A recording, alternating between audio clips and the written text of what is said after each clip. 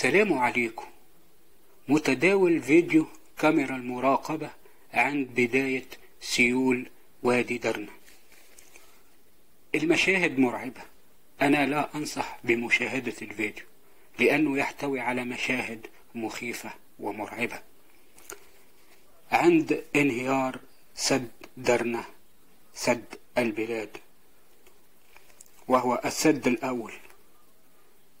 أما السدود في درنا هم 2 سدود. السد الأول الذي انهار وهو بعيد على مدينة درنا، وهو سد اسمه سد أبو منصور، والسد الثاني هو سد البلاد وهو القريب من مدينة درنا، وهو السد الكبير الذي يرتفع إلى 40 متر تقريبا. وعند انهياره جعل منسوب المياه يرتفع إلى قرابة 15 متر، مما جعل السيول تجرف الناس حتى في الدور الخامس. لمشاهدة الفيديو كامل أرجو منكم متابعة الرابط في التعليقات. سلام واحترام للجميع.